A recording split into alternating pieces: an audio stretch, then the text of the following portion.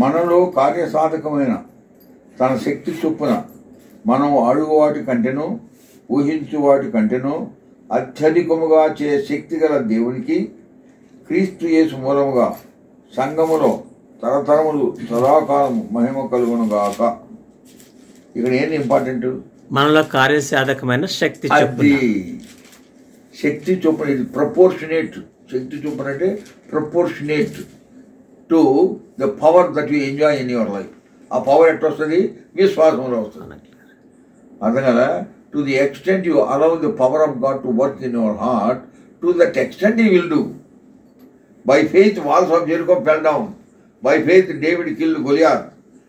అర్థమవుతుందండి? By faith Noah built an ark for the saving of his house. ఇవన్నీ ఏంటి? అయ్యండి మనము కార్యసాధకం అయినప్పుడు అంటే మనం ఎంతగా దేవుని యొక్క శక్తిని అనుభవిస్తామో, ఎంతగా ఆయన పైన ఆధారపడతామో, to that extent you can enjoy that beyond your asking everything. మేము ఒకరికి చెప్పలే, మేము ఒకరికి చెప్పం. మా ఢిల్లీ అసెంబ్లీ మేము ఒకరికి ఇన్ఫార్మ్ చేయం. ఎవరికి కానీ మా బ్రదర్స్ వాళ్ళంతా ఉన్నారు, ఒక్కరికి కూడా ఇన్ఫార్మ్ చేయం. My God is greater. ఎందుకంటే భక్ష్యం గారి గురించి నేను నేర్చుకున్నాను. ఒకసారి కాన్వకేషన్లో హెబ్రోన్ కాన్వకేషన్ చేస్తే మిషనరీస్ వచ్చినారు. ఏంది ఈ సెమినరీ లేదు, డాక్టర్ ఆఫ్ డివినిటీ ఏం లేదు వాళ్ళ దగ్గర, ఇంత పని ఎట్ట చేస్తున్నారో చూడడానికి వచ్చినారు. వస్తే భక్ష్యం గారు అందరూ రిసీవ్ చేసుకుంటూ ఉన్నారు. కాన్వకేషన్ అంతా అయిపోయిన తర్వాత భక్ష్యం గారు ప్రెమిషన్స్ చూపించడానికి తీసుకుపోయాడు.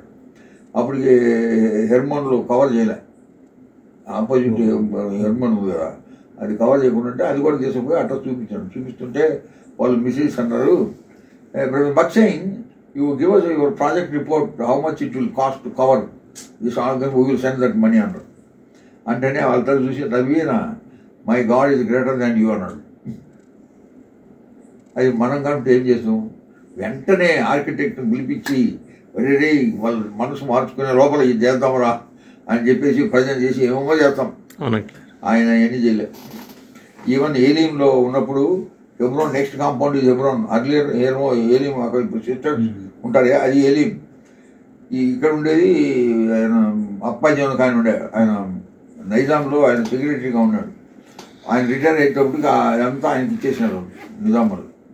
ఇచ్చేస్తే ఆయన ఈ వాక్యము పరిచయం అంతా చూసి ఆయన మారుమనసు పొందినాడు. మారుమనసు పొంది పక్కింటి ఆయన అనమాట. ఈయన పెద్ద కాంపౌండ్. భక్సింగ్ గారి దగ్గర పోయి, నేను I want give the entire thing to you for your ministry అని చెప్తే, let me ask my Lord అన్నాడు. I will ask my Lord and let you అన్నాడు.